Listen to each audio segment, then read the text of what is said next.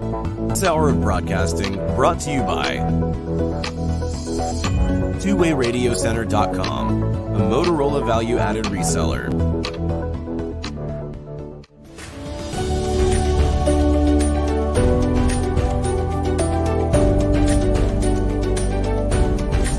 Welcome to the Church Safety and Security broadcast with the Church Safety Guys. Brought to you by Vigilant Impact. The Church Safety Guys is a nonprofit organization dedicated to equipping the vigilant, those men and women who stand watch, keeping our houses of worship and places of faith safe. We believe church safety and security must be a ministry first and have engaged, servant leaders who continually strive for excellence and teams of motivated volunteers that are always training. Join us for the next hour as the Church Safety Guys unpack safety, security, leadership, and ministry operations with your hosts, Dr. 𝗧𝗵𝗂𝗿 and Mike Scully. This broadcast is also available on YouTube, your favorite podcast platforms, churchsafetyguys.com, and on the original Church Security app. Download it today. Feel free to like, subscribe, and share with your ministry.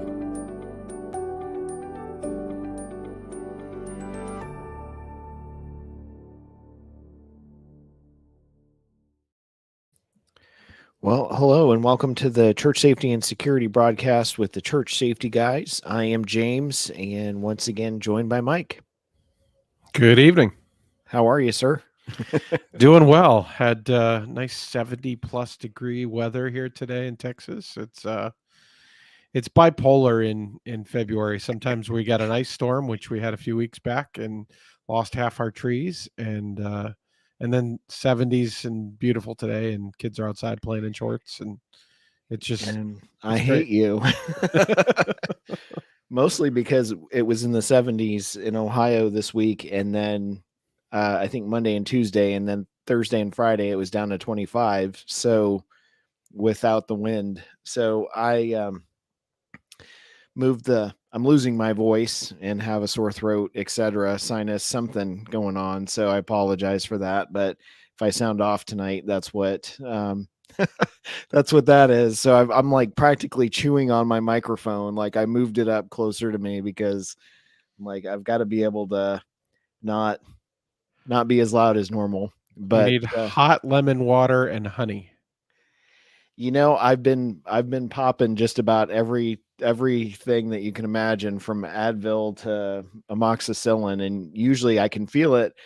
Usually when I get a sore throat, if it starts, like my ears start ringing, it's going to go into my ears, and then at that point, the only thing that helps me is amoxicillin. But I started it early, so Lord willing, I can bounce back.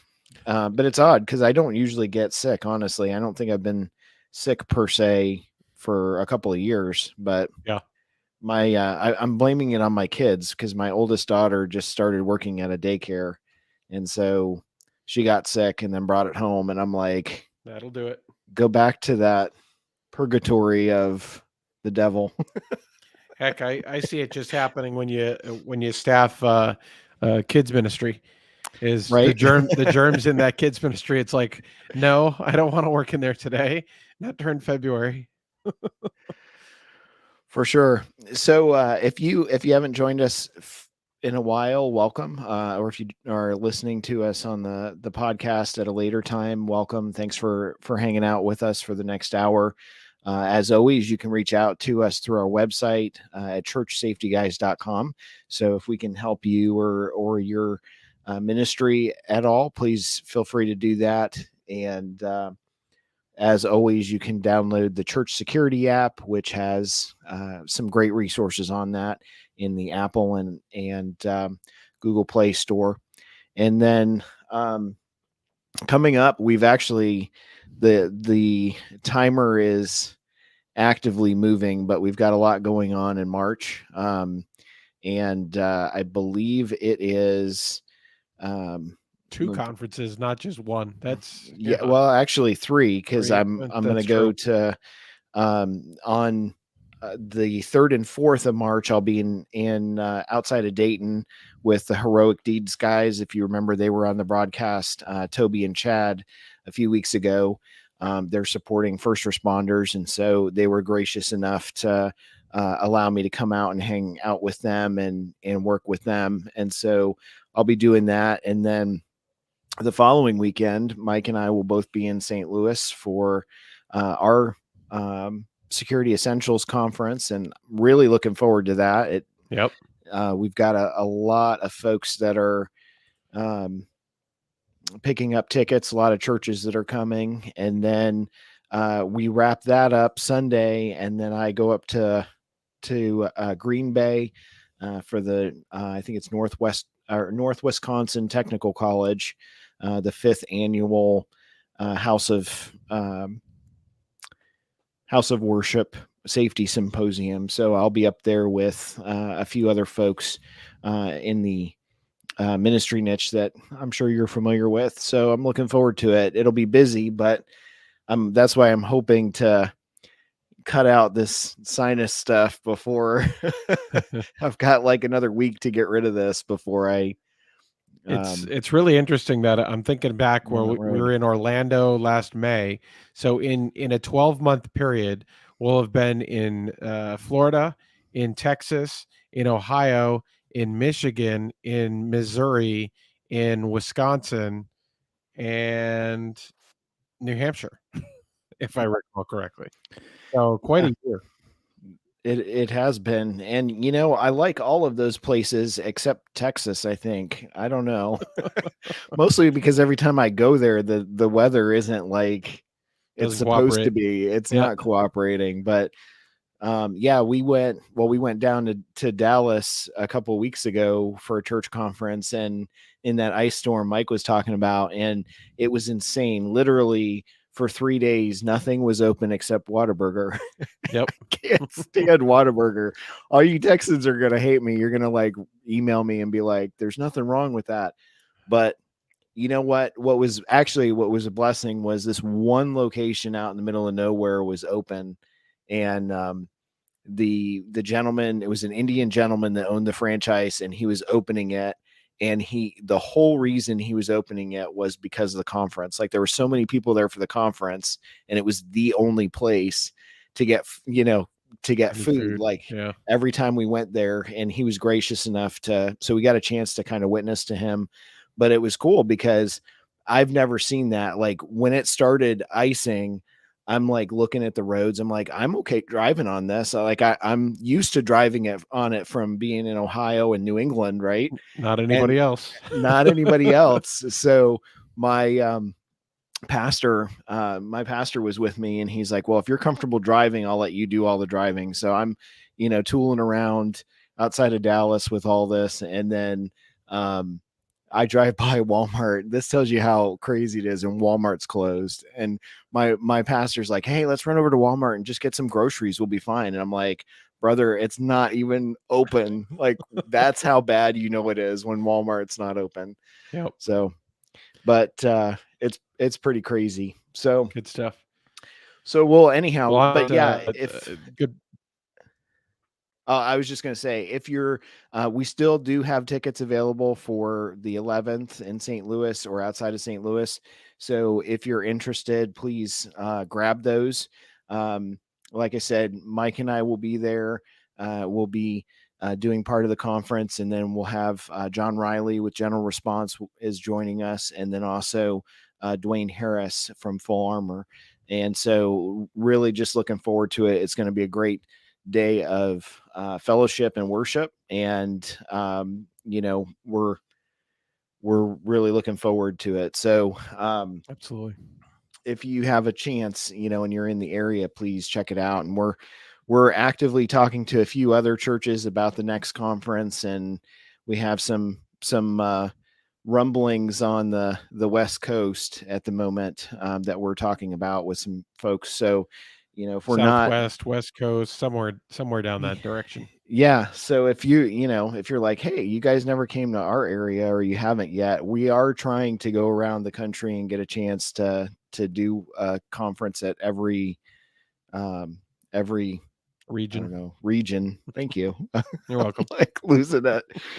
It's probably because I'm drugged up, right? I'm on all this stuff, which I shouldn't be. But anyhow, so tonight I want to talk, or on this broadcast, I want to talk about working with church leadership. And, that's a question that we get asked an awful lot.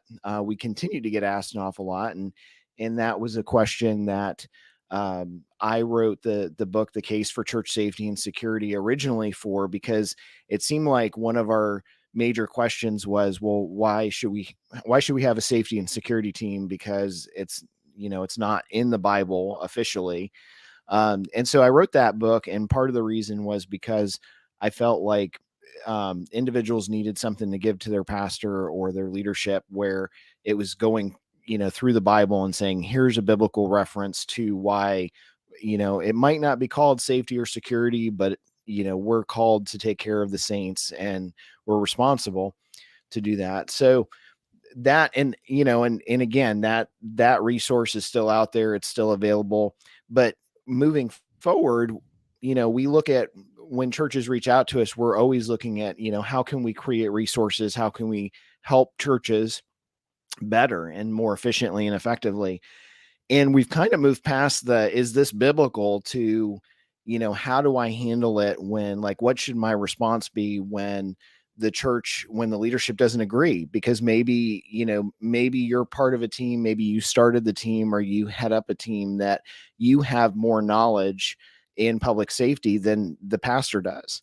And so maybe the pastor's experienced in, obviously if they're a executive pastor or lead pastor or associate pastor, they're going to be more experienced in ministry and leading the church.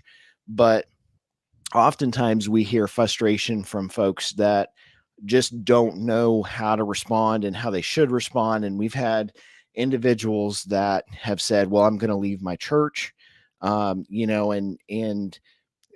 that kind of prompted this discussion, because a couple of weeks ago, got a chance to start reading a new book from one of my favorite authors.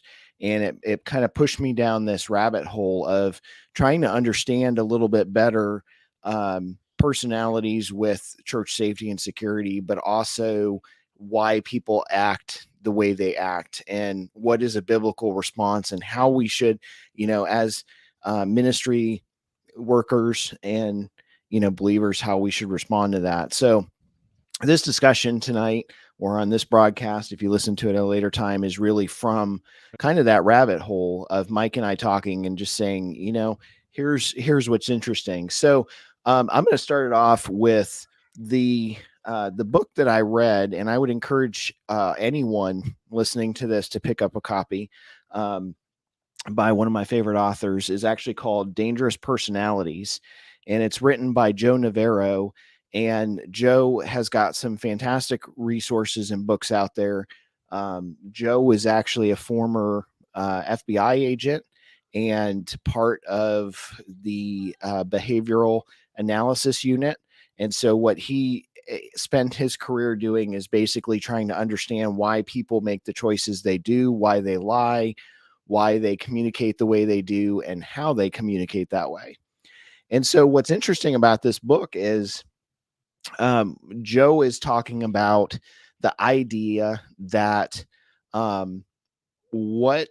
do you handle someone that's narcissistic or has narcissistic personality?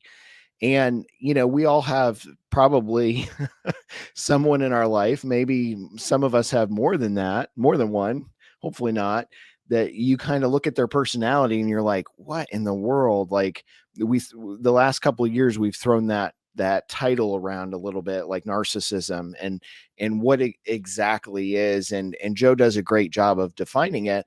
But what is interesting to me about that is that when I started reading this book, I started picking up pieces of, Joe doesn't write it from a Christian perspective. I don't even know if he is a believer, but I started picking up a flavor of, okay, so if narcissism is a bad thing and it's about being selfish and arrogance and entitlement from an individual demonstrating only a concern about themselves. What's the opposite of that? And so how do we break that? How do we go opposite? And so the opposite is having empathy, compassion, kindness. And where do we hear about that all the time as believers? Well, in the Bible, right? Like, so from that standpoint, I mean, there's verses everywhere that go over, from Paul writing to the churches in the New Testament to Jesus giving parables and examples and that sort of thing of saying, look, be kind to this individual, treat this person like you would want to be treated.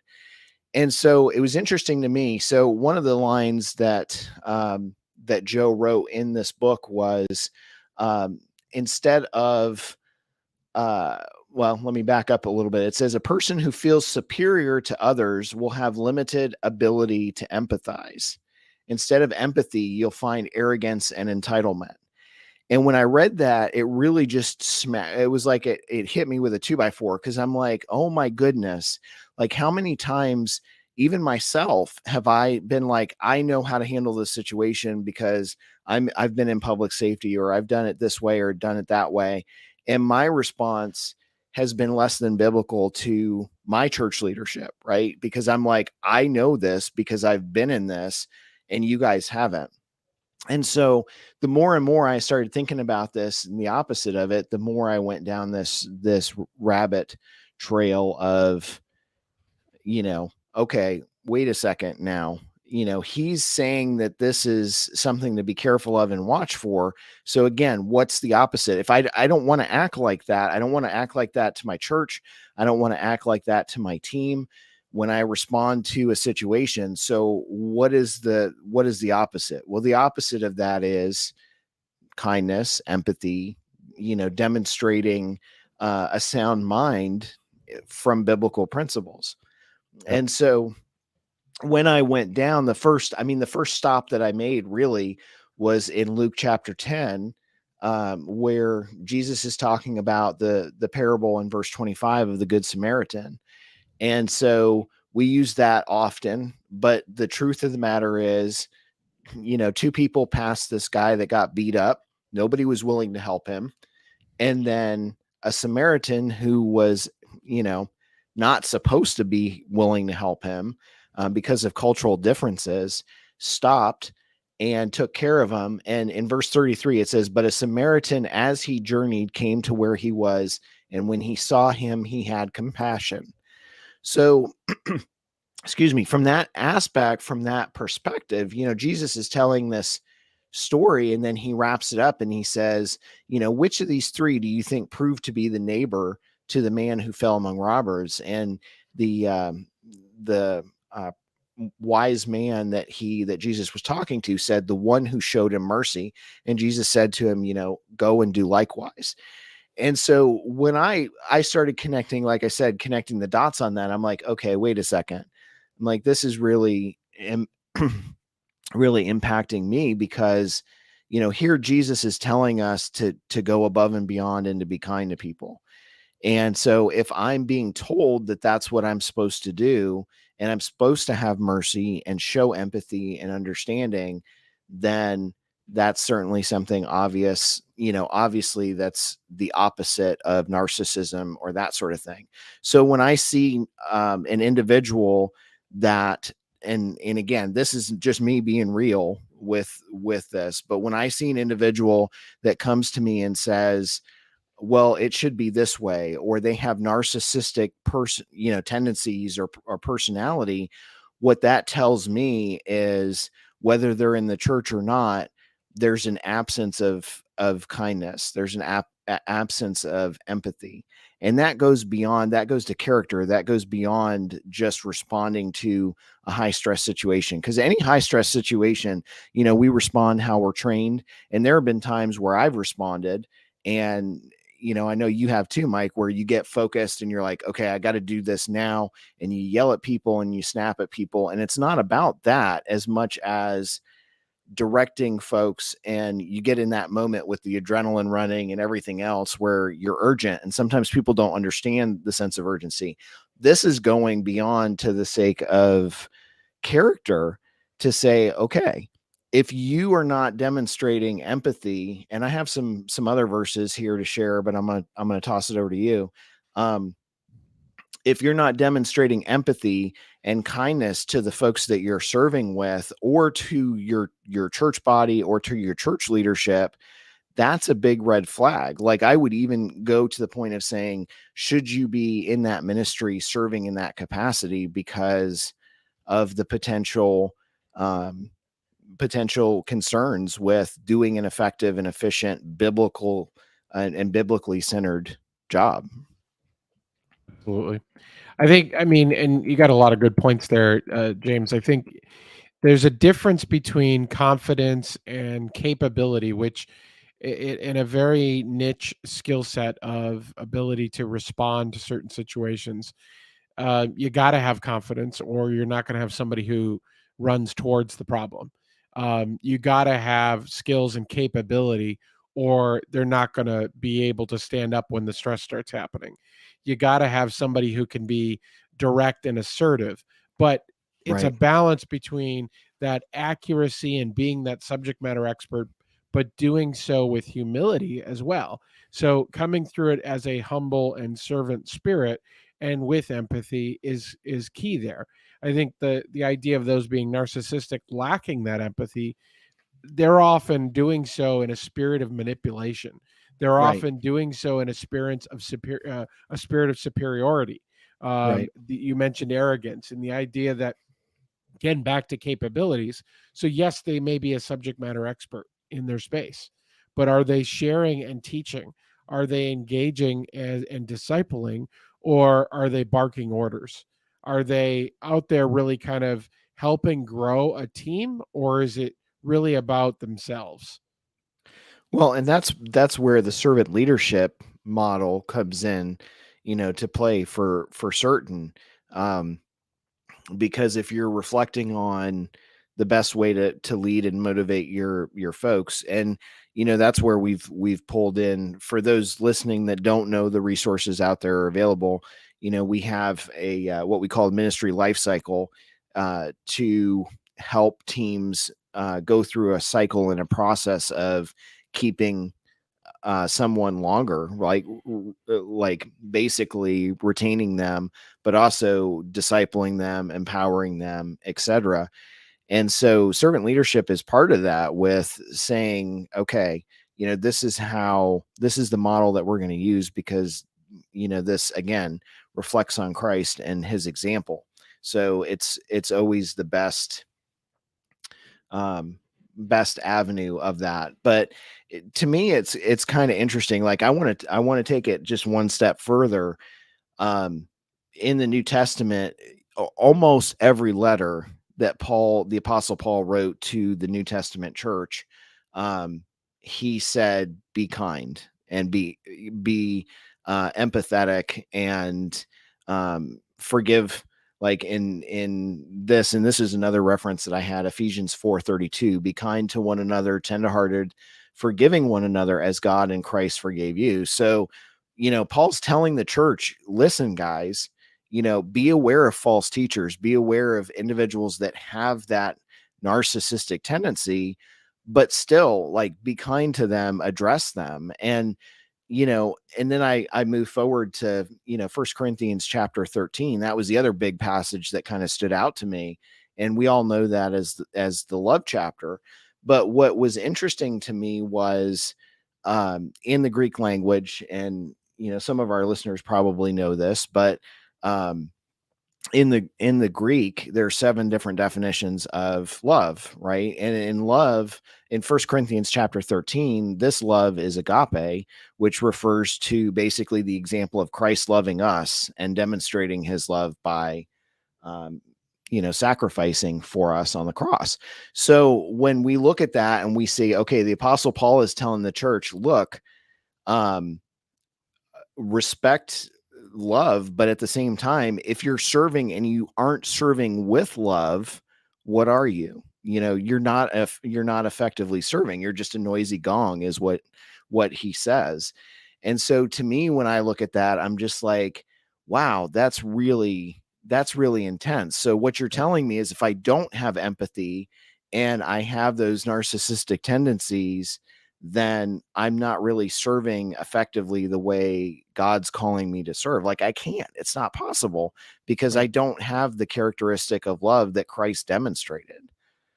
Well, and it comes back to the balance of, if you're just staffing a ministry from a purpose of responding to those what if extreme scenarios, and Right. it's a team, and it's focused on tactics, and it's focused deeply on that, and it's not on the ministry aspect. Well, chances are that staffing model of that team, you may not have the right leader, and they may not surround themselves with the right kind of people, the right caliber, that are servant leaders themselves, that are there kind of to sow into the right ministry. So you can potentially do something right, but do something wrong at the same time. In other words, you win the battle, lose the war. And in that sense, is the war is that ministry. So you may not have that opportunity. Right. And that's honestly, that's kind of where, that's the point where you have to look at it from the aspect of, what am I doing to foster an environment and a culture of, training, but at the same time, discipleship and engagement. Like, if I'm not being engaged, or if I'm not expressing that with the individuals that are serving with me, then you know what?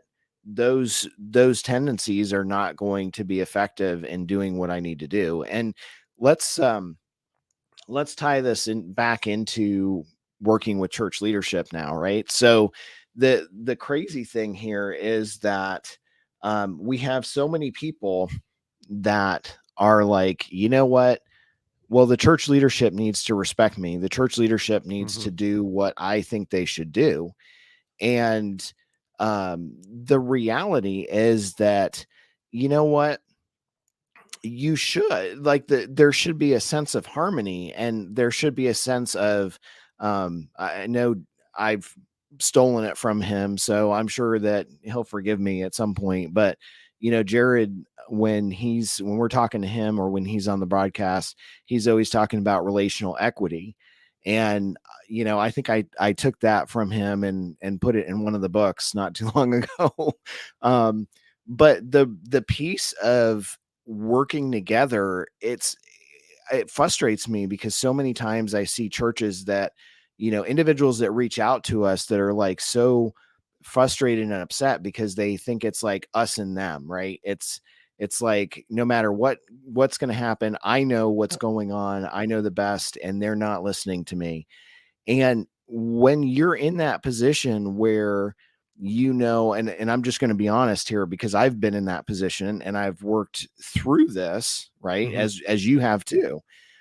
When you're in that position, you're exuding that narcissistic, like, aura, if that's even because it's like an attitude. It's like, you can't go to a pastor and have an open communication and say, okay, I'm concerned about this or that. You go to the pastor, and how you communicate that information, any biblical form of communicating in a positive way goes out the window. Like, you're frustrated, you're upset. Maybe you just had somebody walk by you, a church member, and they said, stop playing church security, or something, frustrating like that. But the truth of the matter is, the best time to communicate, the best way to communicate with church leadership is not on a Sunday. It's during the week, sitting down and saying, okay, I've got some concerns. I'm trying to work through them in my mind. This isn't about you. This is about me trying to figure out how to communicate this. So I'm going to go through, and I'm going to explain, if it's okay, I want to explain some things that are really frustrating and bothering me. So at that point, it's not about the church leadership. It's about you, which is where it should be. Because if you have those concerns, you need to be able to communicate those concerns and be able to succinctly say, you know what, this is a concern. And I mean, I have done that so many times, where I've sat down with pastors, where I just had a conversation with a pastor at my own church, and they were like, absolutely not. We're not doing that. And I'm like, oh my goodness, I'm so frustrated. And so then I'm like, okay, can we sit down in a week and talk about this? And so they're like, yeah, absolutely. So, that entire week I'm like praying, okay, God, give me the words to say, because I feel like this is important. So then I'll go sit down and I'll be like, hey, you know what? This is a concern. This is really bothering me. And this is why it's bothering me. And here's my train of mind. And let me explain it to you. And I promise you that a pastor will listen to that. Now, at that point, they might still not agree with you, but at that point you have to decide, okay, is this really a hill that I need to die on? Or, how do I take it if they don't agree with me? But I guarantee that when you sit down and talk to them, they'll have more interest in what you're saying, approaching it from the aspect of, this is really frustrating me. Help me work through this, versus you coming at them with a bazooka saying, well, this isn't right. You're not doing this. This is how it should be done. And you don't know what you're doing. Absolutely. I'm going to take it a slightly different tack from a perspective of, you've already had that first conversation. You've already been given a no. You've already had some level of disagreement. So there's lack of alignment between you as a leader and your leadership. And so some thoughts there, really kind of to help equip you, is start off by, don't assume you understand the reasons. You're not going to necessarily understand. So start there. Don't assume you understand them. Don't jump to conclusions on why they said no and immediately just go down that path, because that will do neither of you any good. You really need to take a time to try to seek to understand their vantage point. Are you speaking to them using the same language? Like, really? I mean, yes, but we're both talking English perhaps, but are the words that you're using to describe a very technical, very detailed type of ministry, are they perhaps charged? Are they perhaps coming across with a different meaning to your staff, or to the staff or pastor, because you mean them a certain way? Because inside the world of safety and security, we have a certain vernacular, certain words that are often used that way. Well, they may not come across the same way to them. So it could be something that you meant well, but it may not have come across the same way. So understand their vantage point, try to get on the same language. You talked about making sure that you gave enough time kind of during the week. So make sure there is enough time. Understand, don't try to squeeze this conversation into, hey, I only have 30 minutes, or I have a hard break at this time, or I have to go to this next. Make sure that there's adequate time for the discussion, because what's important is that there's time for both of you to be fully heard. So was there distractions during the first engagement? Did you get interrupted? I mean, that's always possible. Things happen all the time. Perhaps it's something that you got a phone call. Perhaps the pastor got a phone call. Anything could happen. Were you in a hurry? Were you rushed? Did you try to engage the pastor in passing in a hallway with a great idea because you were excited about it, versus sitting down? Did you get flustered when you heard no, or some sort of pushback, or did you stay calm? So those are a couple there that really jump back out, but maybe look introspectively as well. Are you individually perhaps stuck on something that happened to you in your past? Have you been the receiving end of prior rejection? Do you have feelings of inadequacy, or do you have trouble of dealing with people in a powerful position? Recognize that about yourself and take that pause, because you maybe have some sunburn with some engagements you may have had with leadership in the past, and that may be changing or coloring the way that you're engaging today. So take an opportunity to understand, might that be the cause? And then you need to really kind of say, with the same vision, you want to help, that you want to show that you have the same vision. Your passion and your excitement, and talking with fear or injecting fear alone, is not a good motivator for any decision making. So did things get heated? Were accusations made? Were judgmental words used? All of those things could have contributed to the no. It might have nothing to do with the substance of the decision of which you disagree. it might have everything to deal with how you approached it, when you approached it, the spirit in which you approached it, the words you chose, and and whether or not each other was actually listening. And that's absolutely correct. And one of the things I wanted to go back to is, you mentioned, and I know we've talked about this before on past broadcasts, but you mentioned, pick your time. Like, was it moving down the hall where you grabbed somebody and you were excited, really analyze, like almost to extreme, like hyper analyze what happened. Like, how did I react? And take a breath and look at how you're reacting versus how they're reacting.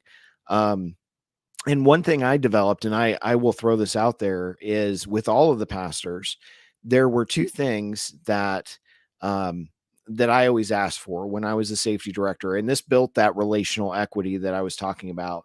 One, when they call me on the phone, I answer it. Like, I don't like, and even to the point of my family knows, if I step up, if I step out of the room, like maybe we're having a family movie night or we're eating dinner or something, but if I step away from the table or whatever with the phone and I'm talking, because I'm not a big talker, right? I like texting. But if I step away with the phone, they know, especially my wife knows, 99.9% of the time it's one of the pastors and there's something going on. So what I said to all of my church leadership was, look, if you call me, I promise I will do the best I can to answer the phone 99 out of 100 times. When you call me, I am here to do the best I can to help you with this situation.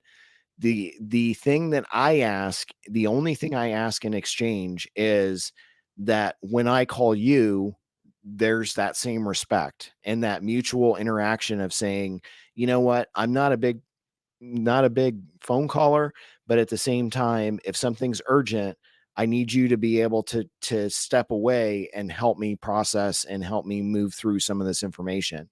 And so what I did over time was I actually developed very specific lingo. Like, if I needed to talk to them about something, maybe it was an operational process or something we needed to change. And I was like, wow, this is a great idea. I've got this idea. I want to do this.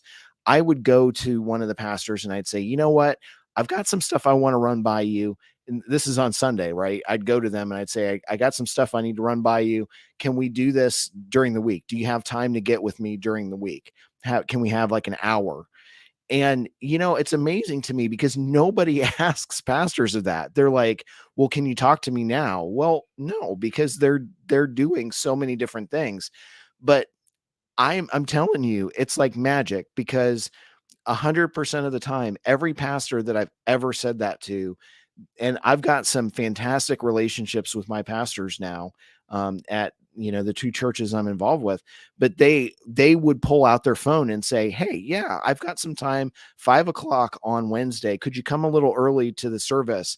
And that way we won't be disturbed. And I'll make sure that, nobody walks into my office and give you that time. Boom, it's right there. The other thing that I did was, if there was something going on and it rose to that level of, this is really important, right? This can't wait. I have to have your time and attention right now, because maybe it was an incident that we handled or something else going on. What I would do is I would go up to one of the pastors and I would say, wait for eye contact and say, I'm sorry to interrupt, but we have something going on. I really need to address it with you right now. And in that tone of voice, very calm, very collected, and then be very direct. Like, they don't want beating around the bush. So if I said that, then every pastor knows, okay, something's important because he said it, and he said it that way. So they would step aside with me and they'd say, okay, tell me what's going on. And if you remember, I used to watch, and I still watch sometimes, much to my kids' dismay, but Dragnet, the old TV show by Jack Webb, right, on TV land now. But Jack Webb was the sergeant, Joe Friday, and he was always like, just the facts, just the facts. So that's what I would do. I would say, okay, here's the facts, no drama. this is what's going on. I need you to help me make a decision. How do you want me to handle this?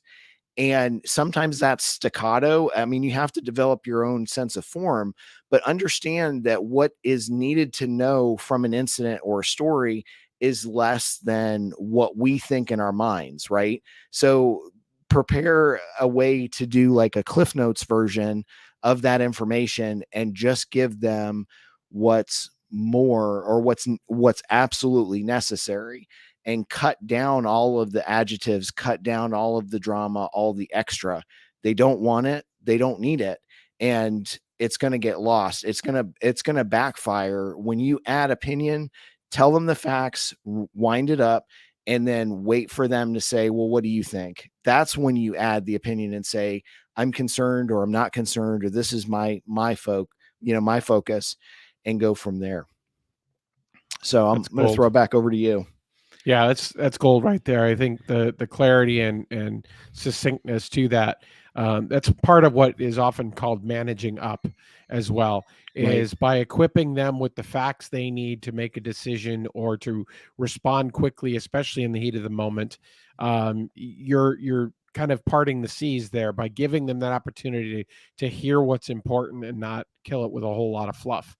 So there's a lot of different things that you could still think about and what might have gone wrong the first time, but let's look at it from setting yourself up for success for round two, because you're either going to have to go back in some way or it's going to just die on the vine. So again, you want to make sure there's adequate time, acknowledge their authority up front.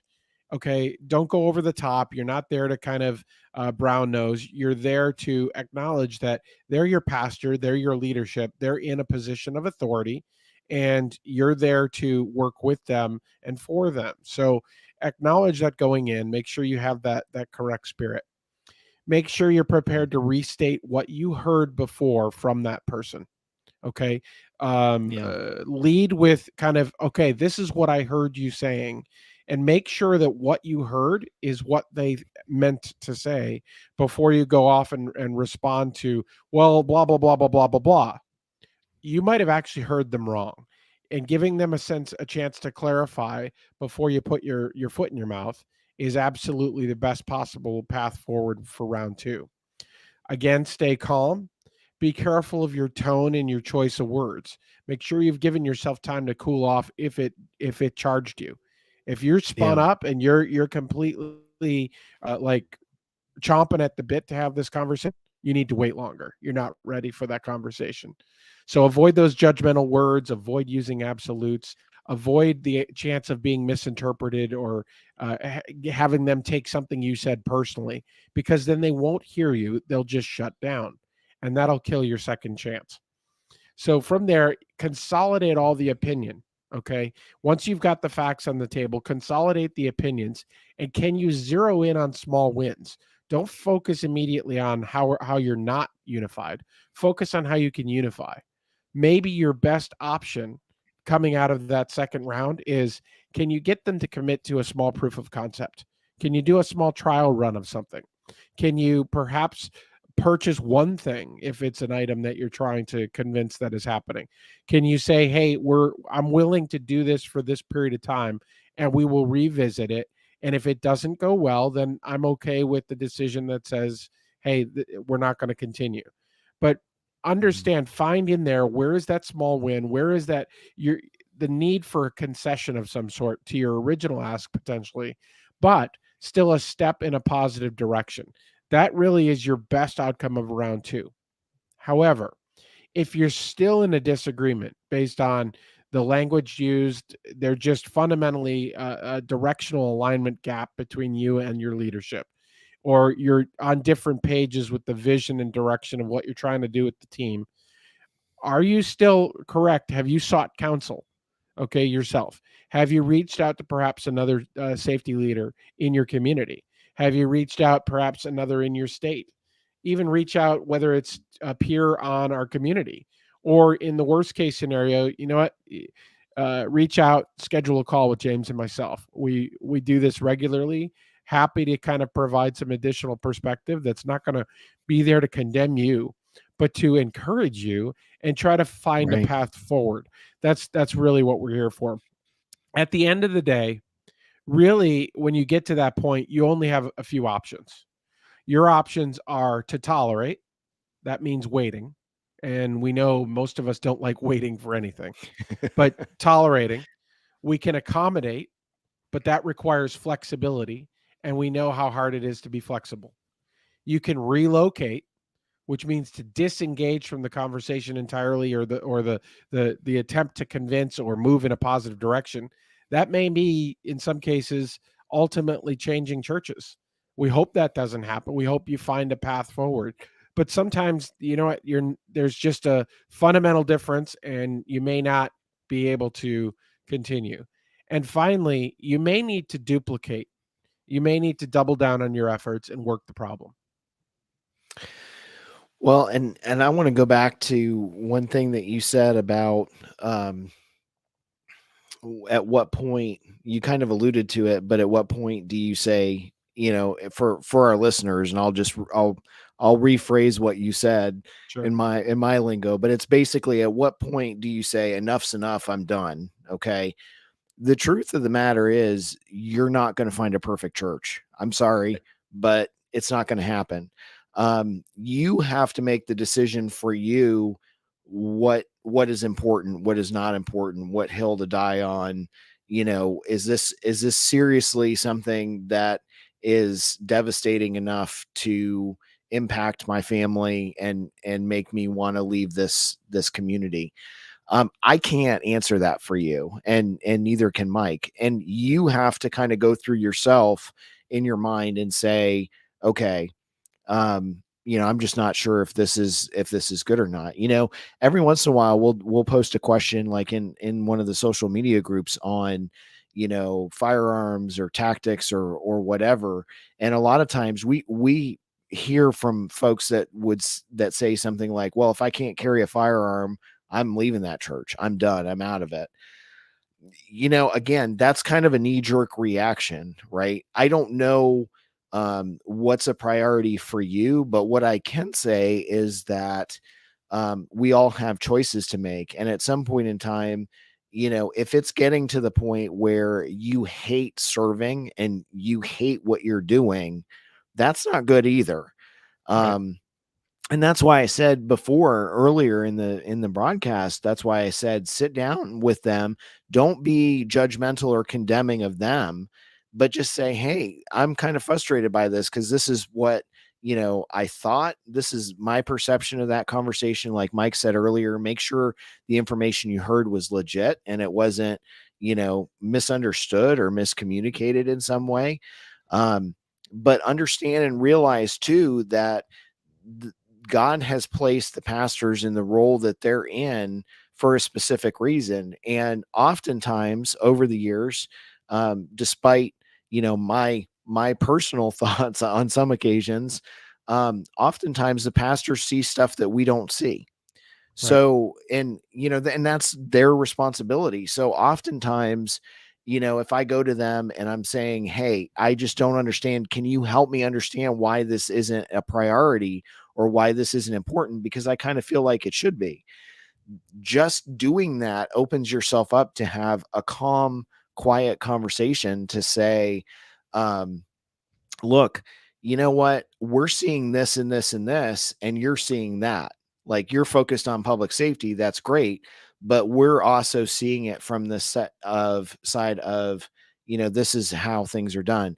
I'll tell a quick story and then I'll throw it over to you. So many of you know, I was the safety director of my church for almost 15 years. And I left there. I actually stepped down and went to work at a church plant, and felt like God was moving my family over to a church plant on the other side of town. And so I've been helping with that church plant. I'm one of the elders of that church plant. And surprisingly, one of the topics that I deal with a lot for the church is policy and safety still. But interestingly, so another individual took over the safety team. That transition, you know, you hear Mike and I talk about transitions. The transition was horrible. And part of that was part of that was on me. Part of that was on the church leadership. It was just a bad situation. And I haven't talked about it much because I've been trying to kind of push through and get things focused. And we're about a year from when that happens now. So it's good. Or it's much better now. But what happened was an individual stepped in and changed a lot of the firearm policies instantly. Like before, there wasn't even a transition. Like they stepped in, they were over it. They're like, hey, we're going to change this because this is going to be helpful. And they did that. And I'm telling you right now, 5 families on one Sunday left the church because of that firearm policy change, because that individual changed the policy. Now, we changed it back. We worked with those families. We reached out to them. We decided, the senior pastor called me and he's like, look, we messed up. Can you come back? Can you help us with this transition? And we fixed it. I went back, served, we've got a great husband and wife team that's leading it now, and they do a fantastic job. And I've been able to continue to serve off and on and help them with budgeting and all this other training and stuff like that. And they're doing a fantastic job. But that's one of those things where we couldn't have sat down and predicted that would happen, right? We just didn't know. And the truth of it is, a lot of times the pastor went and smoothed it out with those families, and they came back to the church and everything was fine. But the reason I'm saying that is because a lot of times you see a very black and white or potentially gray operational process. That's how we all are with safety and security, because it's either the policy or not the policy, right?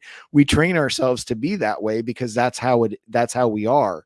Like, we have to back up the policy and the procedures. The pastors see gray. It's like the law in Ohio. It gets interpreted by the police officer that you interact with, right? So and the judge you interact with based on your offense and the situation. Well, that's how the pastors look at it. They look at all of this information like, how do we process it? Because if I process it this way over here, it's going to impact positive or negative over here on this side of the church with this ministry. And so we have to be aware of that. And my current pastor, my current church, or the church plant, he calls it church polities, which is basically like understanding that how the church functions and how people interact is different. And sometimes it's not really politics, but sometimes there's politics in there, because you have to understand and know that how you communicate, especially in this role, and it's any leadership role in the church, but I've seen it more active with safety and security than any other ministry, because you're dealing with black and white, very much black and white information a lot. So the only reason I say that again is because you have to understand and realize that you're not always ever seeing everything. The pastors are. And when you sit down with them, sometimes when you say, hey, can we have an hour on Wednesday to go over and talk about this in a closed office, in a closed, quiet environment, where you've had time to pray about it, you've had time to think about it, they've had time to think about it and pray about it. Sometimes they can say something like, well, the whole reason I was a little apprehensive is because of blah, blah, blah. Can you explain that to me? And I don't know how many times I've had them do that. Like, you're looking at this from this viewpoint.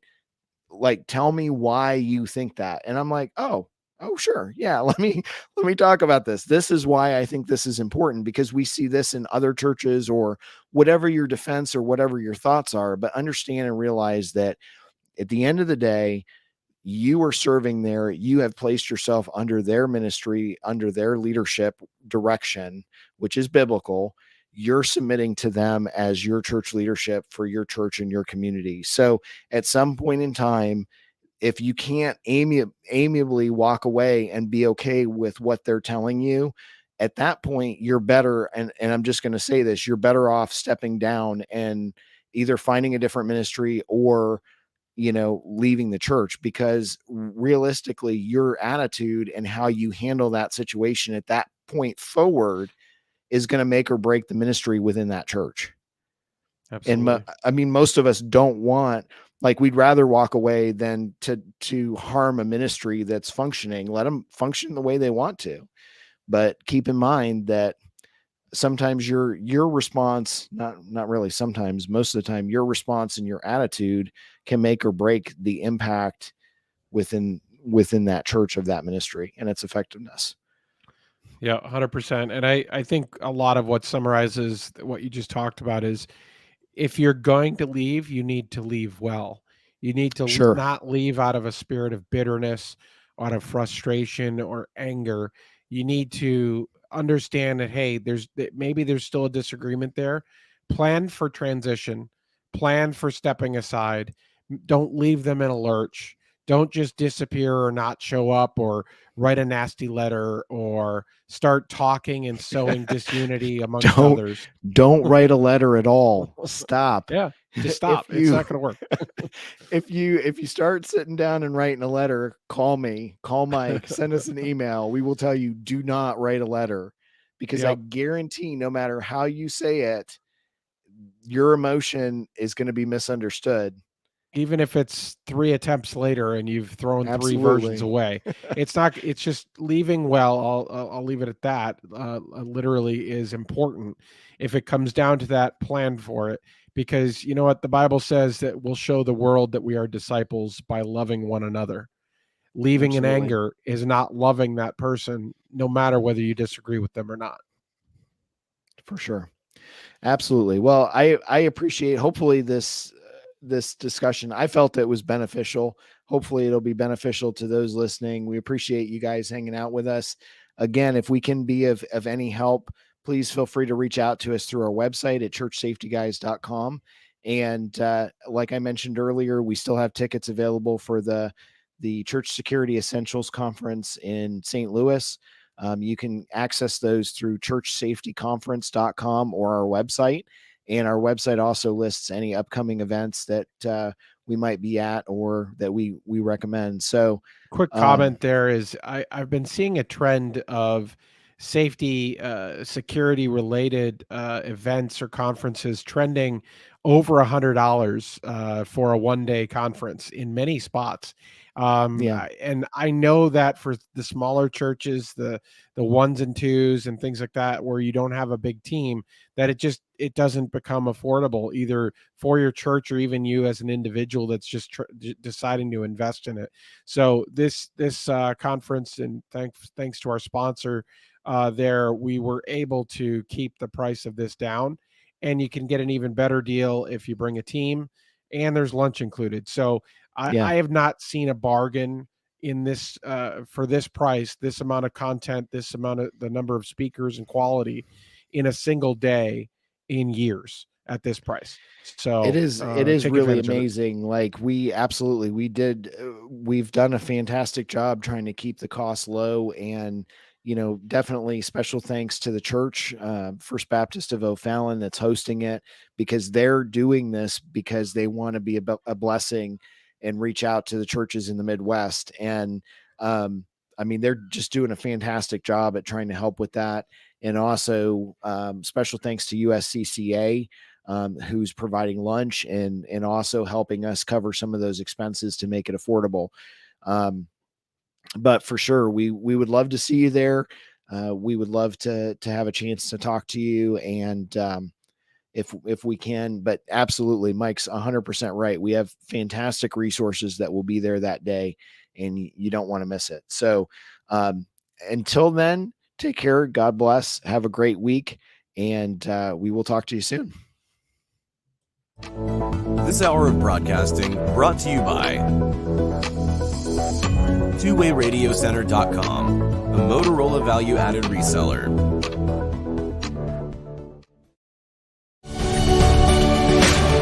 Thank you for joining the Church Safety Guys broadcast, brought to you by Vigilant Impact.